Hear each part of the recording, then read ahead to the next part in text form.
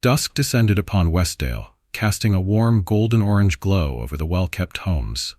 The cobblestone streets wound between rows of flaming red maple trees, where children's laughter blended with the melody of dry leaves rustling beneath pedestrians' feet.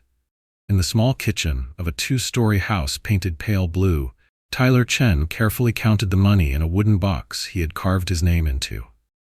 16 years old, with intelligent dark eyes and deep brown skin, Tyler was among the few Asian American families living in this area. His mother, Diana Chen, had chosen Westdale to settle after accepting a new job 6 months ago. A job she always kept private, only saying, "I work in law enforcement." $273, Tyler murmured, his eyes lighting up. Finally enough. He gently picked up the small photograph placed beside the box. In it, a little girl about 10 years old, with a radiant smile, hugged a worn teddy bear. Lily, his sister, would turn 11 tomorrow, and Tyler had spent the past 4 months working extra hours at the Golden Loaf Bakery to save enough money for a special gift. A silver charm bracelet with pendants shaped like characters from her favorite animated movie. "Counting your money?" Diana appeared in the doorway, still in her formal gray business suit. Despite being in her 40s, she maintained an elegant beauty, with sharp facial features and a strong, confident gait. "Yes, I finally have enough for Lily's gift," Tyler grinned. "Tomorrow after school I'll go to Starlight Jewelry to buy it." Diana smiled affectionately, walking over to place a hand on her son's shoulder. "I'm very proud of you, Tyler. You've worked hard to buy this gift." "Do you think Lily will like it?" he asked, voice full of hope. "I'm sure she'll love it," she answered, then slightly furrowed her brow. "But you remember what I always tell you, right?" Tyler nodded, his face suddenly serious. "Always keep the receipt. Never let my pockets be out of view of the cameras. Don't wear a hoodie that covers my face when entering stores." Diana sighed. These were bitter lessons she had to teach her son. Lessons about how to survive in a world that sometimes looked at him with suspicion just because of the color of his skin. "I wish you didn't have to remember those things," she said softly, her hand tightening on Tyler's shoulder. "But I want you to be safe." "I understand, Mom," Tyler smiled, trying to appear stronger than his years. "I'll be careful." That night, in his small bedroom, Tyler lay on his bed, eyes wide open, staring at the ceiling, where glow-in-the-dark stars formed constellations that he and his father had arranged together before he passed away. 3 years had gone by since the accident, but Tyler could still hear his father's laughter, feel his warm hand on his shoulder whenever he did something that made him proud. "I'll take care of Mom and Lily, Dad," he whispered into the darkness. "I promise." Tyler's dreams that night were filled with silver bracelets and Lily's radiant smile. The end-of-day bell rang, and Tyler quickly stuffed his notebooks into his backpack. His heart beat faster as he thought about the mission ahead, going to Starlight Jewelry to buy the bracelet for Lily. "Finally the big day, huh?" Marcus, his best friend since 6th grade, asked with a mischievous smile. "You've been talking about that bracelet for a whole month." "Yeah, you can't imagine," Tyler replied, his eyes bright with excitement.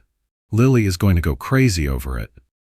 Westdale Central Square bustled in the autumn afternoon sunlight.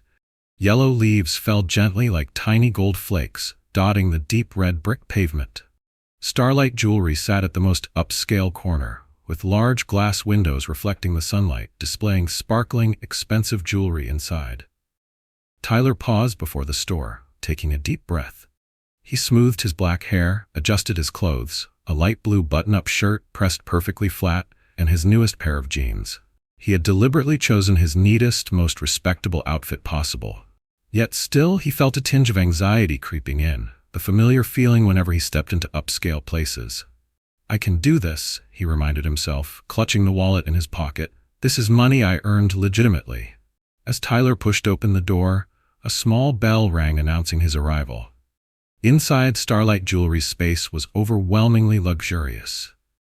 Gleaming white marble floors, crystal chandeliers hanging from high ceilings, and display cases so meticulously cleaned they were almost invisible, revealing only the precious jewelry within. A few well-heeled customers, mostly middle-aged white women in expensive outfits, were whispering in front of a diamond ring display. They glanced at Tyler as he entered, their gazes curious and tinged with suspicion. Standing behind the counter was a blonde woman in her 50s, wearing a glossy cream-colored business suit. The nameplate on her chest read, Barbara Reynolds, Manager. Her eyes immediately scanned Tyler from head to toe, and her expression shifted from professional to wary in an instant. Tyler tried to ignore that reaction.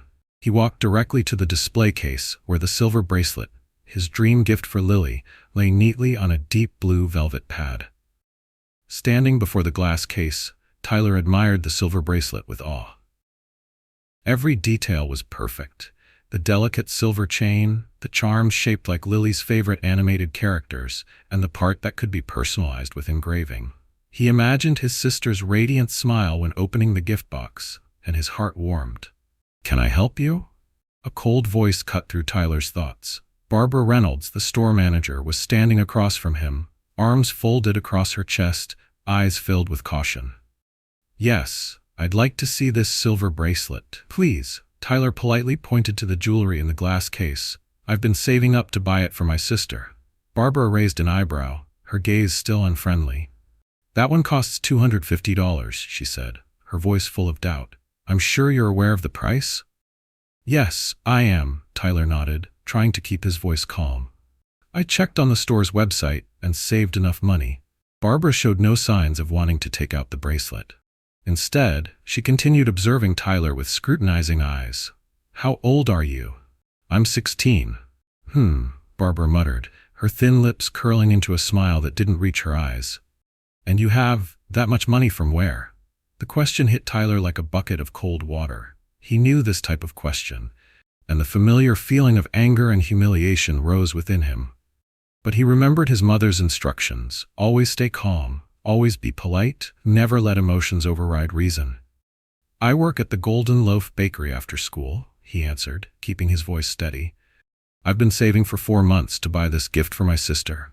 Barbara let out a soft snort of disbelief, as if she didn't buy his explanation. She dragged out. "And you're carrying cash?" Tyler nodded, pulling his wallet from his pocket and opening it to show her the neatly folded bills inside. Honest wages he had earned through afternoons and weekends selling bread, cleaning, and serving customers. "Here," he said. Barbara looked at the money with increasingly obvious suspicion.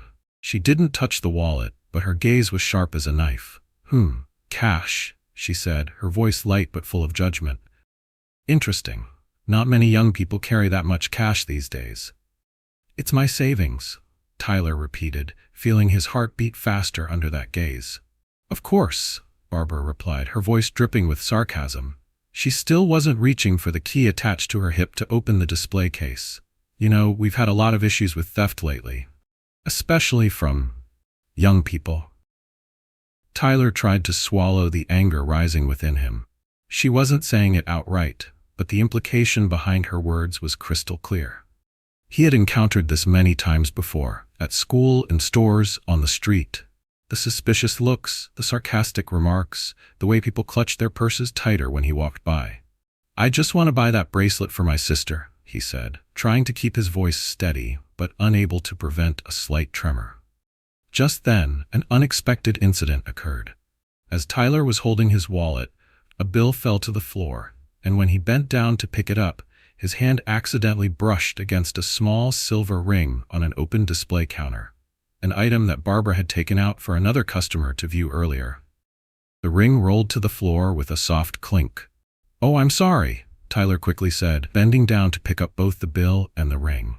But before he could touch the ring, a scream rang out. "He's trying to steal," Barbara shrieked, her voice piercing through the store. "Security! Security!" Tyler stood frozen, the ring still on the floor, the bill in his hand. "No, I'm not," he began to say, but Barbara had already picked up the phone. "I'm calling the police," she declared, her eyes not leaving Tyler, as if he might attack her at any moment. "Don't try to run." Other customers in the store began to whisper, backing away. A large man in a security guard uniform appeared from the back of the store, striding quickly toward Tyler. "I didn't do anything," Tyler said, his voice shaking, fear and humiliation rising like a tide. "I just accidentally knocked it over." But no one was listening to him. Barbara was on the phone, describing him as a dangerous thief. The security guard approached, grabbing Tyler's arm. "Wait, this is a misunderstanding." Tyler tried to explain, but they wouldn't listen. In that moment, he remembered his mother's advice. "If you're ever detained, don't resist. Just call me." Humiliation and fear intertwined in Tyler's heart as he was held back, waiting for the police to arrive. The bracelet for Lily, the gift he had dreamed of for so long, now as distant as a shattered dream. The wail of police sirens cut through the late afternoon air. Tyler stood rooted to the spot in Starlight Jewelry, one arm firmly gripped by the large security guard, his eyes wide with terror. Around him, customers were still buzzing with excited chatter, pointing as if he were an animal in a zoo. "I just accidentally knocked it over," he repeated, his voice almost pleading, but Barbara only shook her head with contempt. "The security cameras will show clearly what you did," she asserted, despite the fact that the camera in this corner of the store had been broken since last week, a detail that would later become important. Two police officers walked in, a middle-aged white man with a scowling face and a younger woman with blonde hair tied back neatly. Their name tags displayed clearly: Officer James Peterson and Officer Sarah Mitchell. "What's happening here?" Officer Peterson asked, his eyes immediately assessing Tyler. Barbara quickly approached, her voice full of indignation. "This boy," she pointed at Tyler, "tried to steal an expensive ring. I caught him red-handed taking the ring and trying to pocket it."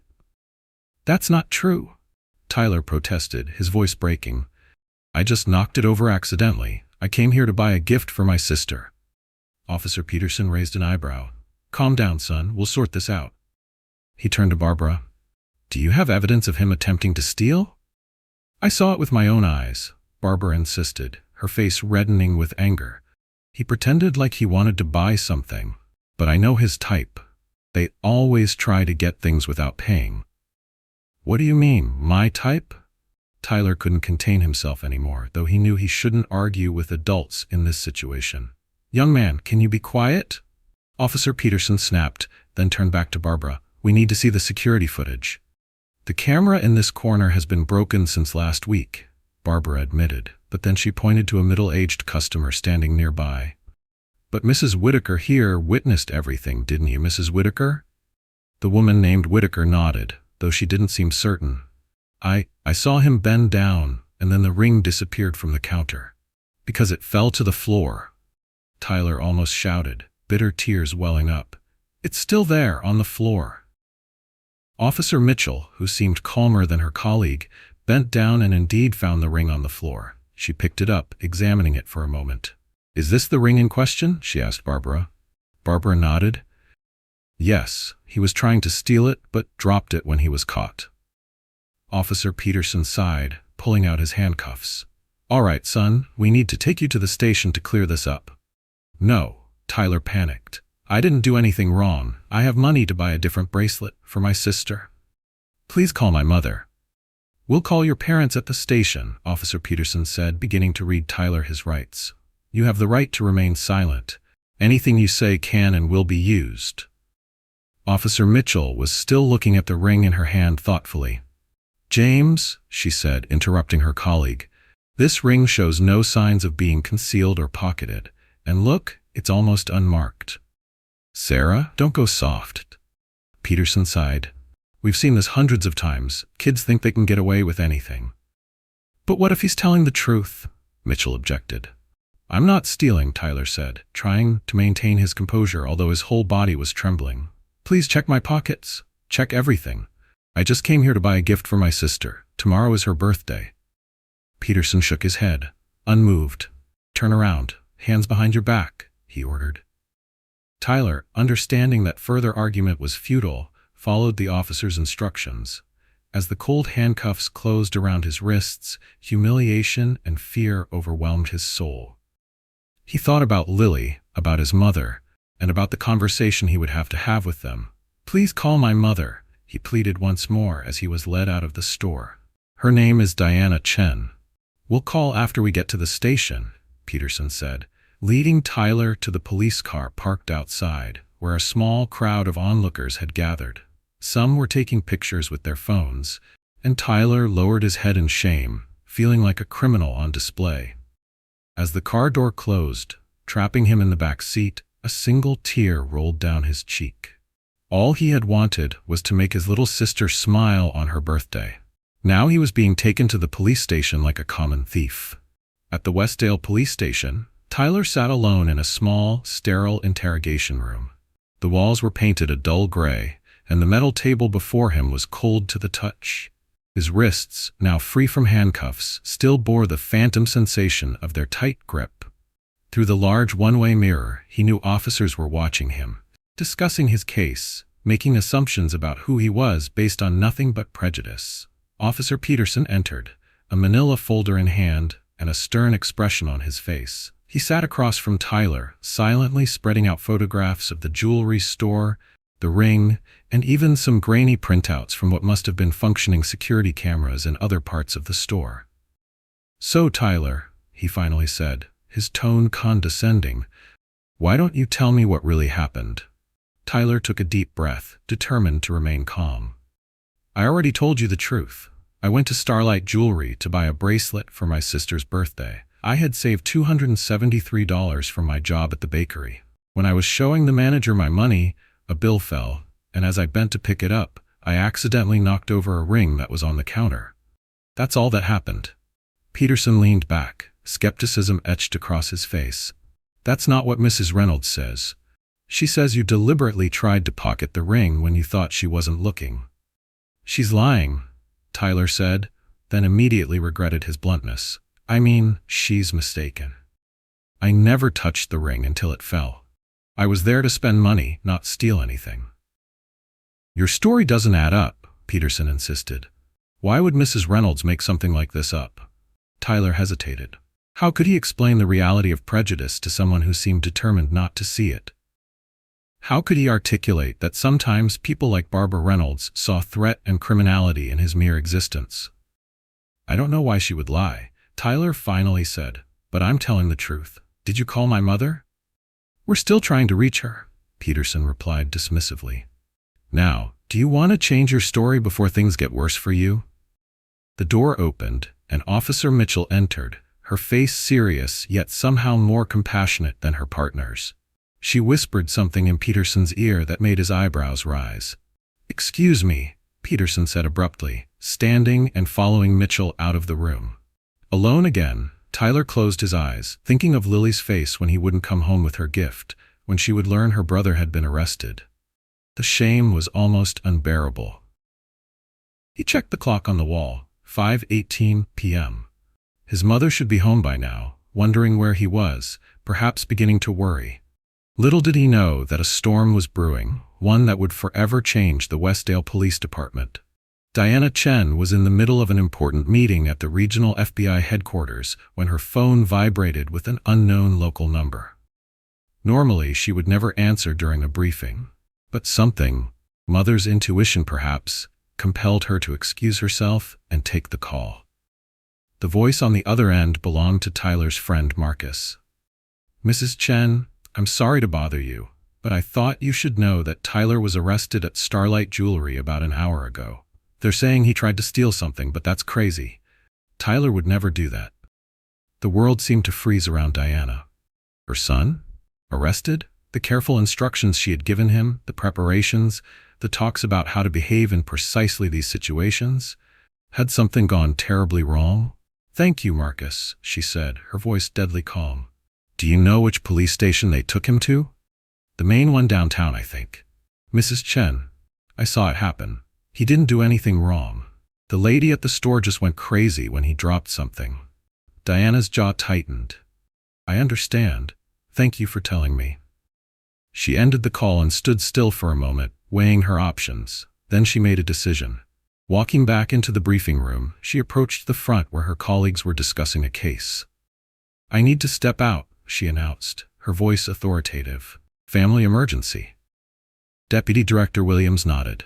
"Of course, Chen. Anything we can help with?" Diana paused, then decided. "Actually, yes. I need 2 agents to accompany me to the Westdale police station. It appears my son has been wrongfully detained." 20 minutes later, a black government SUV pulled up in front of the Westdale Police Department. Diana Chen stepped out, now wearing her full FBI credentials on display, her face a mask of controlled fury. Behind her, 2 agents in dark suits followed. Agent Rodriguez and Agent Thompson, both wearing expressions that matched their boss's intensity. As Diana pushed through the station's glass doors, the busy hum of police activity momentarily faltered. She strode directly to the front desk, where a young officer looked up, his eyes widening as he noted her FBI badge. "I'm Special Agent in Charge Diana Chen, FBI," she stated, her voice calm but carrying an unmistakable note of authority. "My son, Tyler Chen, was brought here approximately 90 minutes ago. I want to see him immediately, and I want to speak to whoever is in charge of his case." The officer blinked rapidly, clearly flustered. Yes ma'am, let me get the sergeant." Diana waited, her posture rigid as whispers began to circulate around the bullpen. She could hear fragments. "FBI? The kid's mother? Oh shit." And noted, with grim satisfaction, the sudden increase in activity as officers scrambled to look busy. Sergeant Robinson, a heavy-set man with a receding hairline, emerged from a back office, his expression a mixture of confusion and concern. "Agent Chen, I'm Sergeant Robinson. How can I help the FBI today?" "This isn't an FBI matter, Sergeant," Diana clarified, her voice crisp. "This is a personal visit. My son, Tyler Chen, was arrested today on what I understand are completely fabricated accusations of attempted theft. I want to see him now, and I want all charges dropped immediately." Robinson's face paled slightly. "Ma'am, I wasn't aware. That is, I haven't been briefed on this case specifically." "Then I suggest you get briefed quickly," Diana interrupted. "My son has been here for over an hour. Has he been formally charged? Has he been allowed to make a phone call? Is he being questioned without legal representation or parental consent, despite being a minor?" The sergeant swallowed hard. "Let me check on this right away. Please, if you'd wait in my office." "I'll wait right here," Diana replied firmly. "And my colleagues will accompany you to wherever my son is being held. Now." As Robinson led Agents Rodriguez and Thompson toward the interrogation rooms, Diana remained in the lobby, her mind racing. She had seen this scenario play out countless times in her career. Young people of color presumed guilty, treated as criminals before any evidence was gathered, pushed into confessions through intimidation. But she had never imagined her own son would become a victim of the very system she had dedicated her life to improving. Her thoughts were interrupted by a commotion from the hallway. Tyler appeared, flanked by the 2 FBI agents, with officers Peterson and Mitchell trailing behind, looking distinctly uncomfortable. When Tyler saw his mother, relief washed over his face, followed immediately by shame. "Mom, he began, but Diana cut him off with a tight hug. "Are you hurt?" she whispered. "No, just humiliated," he replied softly. Diana released him but kept one arm protectively around his shoulders as she turned to face Peterson and Mitchell. "I understand you arrested my son today. On what grounds?" Peterson cleared his throat. "Ma'am, we received a call from Starlight Jewelry about an attempted theft. The store manager identified your son as the perpetrator." "And did you find any stolen merchandise on my son?" Diana asked, her voice dangerously soft. "Well, no, but did you review security footage that showed him attempting to steal anything?" Mitchell spoke up. "The security camera in that section of the store wasn't working." "So you arrested a minor based solely on the word of a store employee with no corroborating evidence?" Diana's voice had taken on the tone she used when interviewing suspects, precise and unyielding. Peterson shifted uncomfortably. "We were conducting an investigation." "You weren't investigating," Diana interrupted. "You were profiling. You saw a young man of color in an upscale store and assumed guilt. Did you even ask him what he was doing there? Did you know he had saved for months to buy a birthday gift for his 11-year-old sister?" Silence fell across the police station as every officer within earshot stopped to listen. Diana continued, her voice now carrying throughout the room. "I've spent 20 years in federal law enforcement, and I've seen this pattern repeated countless times, but I never thought I'd see my own son subjected to it. This ends today." She turned to Sergeant Robinson, who had returned and was watching the exchange with growing alarm. "I want all records of this incident expunged. I want a formal apology from your department, and I want an investigation into the practices of your officers when dealing with minorities." Robinson nodded quickly. "Of course, Agent Chen. We'll take care of this immediately. And one more thing, Diana added. Tomorrow, I expect 2 of your officers, specifically these 2, to accompany my son to Starlight Jewelry, where they will stand witness as the manager apologizes to him and allows him to purchase the bracelet he came for originally. Is that clear? Crystal clear, ma'am, Robinson agreed. As Diana led Tyler toward the exit, her arms still around his shoulders, she felt him trembling slightly. Once outside in the fresh air, away from the stares and whispers, he finally spoke. Mom, how did you— I've never seen you like that before. Diana's expression softened as she looked at her son. There are many parts of my job I don't bring home, Tyler, but today, my job and my role as your mother became the same thing, protecting someone innocent from injustice. Tyler looked down at his shoes. I followed all your rules. I was polite, I dressed well, I had my money ready, but it didn't matter. She took one look at me and decided I was a thief. I know, sweetheart, Diana said softly, and that's why what happened today matters. Because next time, it might be someone without an FBI agent for a mother. She squeezed his shoulder. Come on. Let's go home. We have a birthday to prepare for tomorrow. The following afternoon, Tyler stood outside Starlight Jewelry once again. But this time, he wasn't alone. Flanking him were Officers Peterson and Mitchell, both in full uniform, their expressions solemn. Peterson looked distinctly uncomfortable, while Mitchell offered Tyler an encouraging nod. Ready? She asked quietly. Tyler took a deep breath and nodded. Ready. As they walked in, the same bell chimed, but this time the atmosphere was entirely different. Barbara Reynolds stood behind the counter, her face ashen when she recognized Tyler. Behind her was a distinguished older man in an expensive suit, Mr. Starlight himself, the owner of the jewelry chain. Mrs. Reynolds, Officer Peterson began formally. We're here to correct a misunderstanding from yesterday.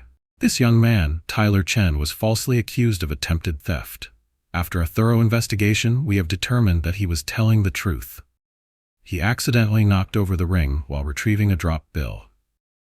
Barbara's lips thinned, but she remained silent as Mr. Starlight stepped forward. Mr. Chen, the owner said, his voice gentle and sincere, on behalf of Starlight Jewelry, I want to offer you our deepest apologies for yesterday's incident. What happened to you was inexcusable, and I assure you that we will be implementing new training procedures for all our staff to prevent such incidents in the future. Tyler nodded, his expression dignified despite the emotions churning inside him. I understand you came here to purchase a bracelet for your sister, Mr. Starlight continued. I would be honored if you would allow us to offer it as a gift, a small token of our sincere regret. Tyler hesitated, then shook his head. Thank you, but no. I worked for 4 months to earn the money for that bracelet. It wouldn't mean the same if I didn't buy it myself. Mr. Starlight smiled, a genuine respect in his eyes. I understand completely. In that case, would you allow us to offer complimentary engraving on the bracelet? It normally costs an additional $25. This time, Tyler smiled. That would be nice. Thank you. As Barbara reluctantly retrieved the silver bracelet from the display case, Tyler could feel a weight lifting from his shoulders. The humiliation of yesterday wasn't erased. Nothing could do that. But there was a sense of vindication, of wrongs being at least partially righted. While the bracelet was being engraved with Lily's name, Tyler found himself standing next to Officer Mitchell. I wanted to say, she began hesitantly, that I'm sorry for what happened. I should have spoken up sooner, been more assertive with my doubts. Tyler looked at her, seeing genuine regret in her eyes. You did eventually. That's more than others did. Your mother is quite something, Mitchell said with a small smile. I've never seen the station move so quickly to rectify a situation. Tyler nodded. She believes that having power means you have a responsibility to use it for those who don't. She's right, Mitchell agreed, and it's a lesson I won't forget. When the bracelet was ready, beautifully packaged in a small blue box with a silver ribbon, Tyler paid with the same bills that had been questioned the day before. This time, his money was accepted with respect. As he left the store, stepping back into the autumn sunlight, Tyler felt different. The experience had marked him, had shown him both the worst and best of people. He thought about others who had faced similar situations, but didn't have FBI directors for mothers. What happened to them? Who spoke for them? Maybe someday, he thought, that could be his role. That evening, as Lily blew out the candles on her birthday cake, her eyes sparkled with the same light that danced off her new silver bracelet. The family gathered around the table, Tyler, Diana, and a few close friends, singing and laughing as if yesterday had never happened. But later, after Lily had gone to bed, still admiring her bracelet in the soft glow of her nightlight, Diana found Tyler sitting on the back porch, staring at the stars. "Penny for your thoughts?" she asked, sitting beside him. Tyler was quiet for a moment before speaking. "I keep thinking about what would have happened if you weren't who you are. If you were just an ordinary mom with an ordinary job." Diana nodded slowly. "I think about that too. There are so many kids like me who get arrested or worse, and they don't have someone who can march into a police station and demand justice," Tyler continued. "That's not right." "No, it's not," Diana agreed. "The system isn't fair. It's why I do what I do, trying to change things from within." Tyler looked at his mother, seeing her not just as mom, but as the powerful, principled person she was in the world. I think maybe I want to do that too. Not FBI necessarily, but I want to help make things right for people who can't do it themselves." Diana smiled, wrapping an arm around her son's shoulders. "You know what your father used to say? Justice isn't just about punishing the guilty, it's about protecting the innocent. I think he'd be very proud of the young man you're becoming." Together, mother and son sat in companionable silence, watching the stars that Tyler's father had loved so much, thinking about justice, about change, and about the power of standing up for what's right, even when, especially when, the odds are against you. In the quiet of the evening, Tyler made a silent promise. To his father's memory, to his mother's example, and to himself, that someday he would be the one standing up for someone else who needed a defender. And perhaps, in that way, some good would come from even the darkest moments. The high school auditorium buzzed with excited conversation as students and parents filed in for the annual Young Leaders Award ceremony. Among them, Tyler Chen sat between his mother and sister, his posture straight and confident in a way it hadn't been a year ago. After the incident at Starlight Jewelry, Tyler had channeled his experience into action. He'd founded a student advocacy group called Equal Justice, bringing together young people from diverse backgrounds to educate their peers in the community about racial profiling and systemic inequality. The group had grown rapidly, attracting students from across the district. They organized workshops, invited speakers, and even collaborated with the local police department on a community dialogue series that had begun to bridge some long-standing divides. When Tyler's name was called as the recipient of the Community Changemaker Award, the applause was thunderous. Lily beamed up at her brother, her silver bracelet, now joined by several new charms marking special occasions, glinting under the auditorium lights. As Tyler took the stage, he caught sight of a familiar face in the crowd. Officer Mitchell, now Sergeant Mitchell, sat near the back, offering him an encouraging smile. She had become an unexpected ally, instituting new training protocols in the department and serving as a liaison to Tyler's group. Even Barbara Reynolds had eventually come around. After Mr. Starlight had insisted she attend diversity training, she'd reluctantly participated in one of the community dialogues. She hadn't exactly apologized again, but Tyler had noticed her listening intently, her expression thoughtful rather than dismissive. Standing at the podium, Tyler looked out at the sea of faces. Classmates who had once known him only as the quiet Asian kid, now looking to him as a leader. Teachers who had discovered depths in him they'd never suspected. Community members who had been moved by his story and his determination to create change. "A year ago," he began, his voice steady and clear, "I learned a painful lesson about how the world sometimes sees young people of color. I could have let that experience make me bitter or afraid. Instead, it made me determined." From her seat, Diana watched her son with a mixture of pride and a mother's ever-present concern. He had grown so much in the past year, not just physically, though his recent growth spurt had him nearly at her height now, but in confidence, in purpose, in his understanding of both the world's flaws and his own power to address them. Tyler continued. Martin Luther King Jr. said, "The arc of the moral universe is long, but it bends toward justice. I believe that arc doesn't bend on its own. We bend it together through small actions and brave stands and difficult conversations. As the speech concluded and fresh applause filled the auditorium, Diana felt a presence beside her. She turned to find Mr. Starlight, the jewelry store owner, had taken an empty seat nearby. "Your son is remarkable," he said quietly. "You must be very proud." Diana nodded.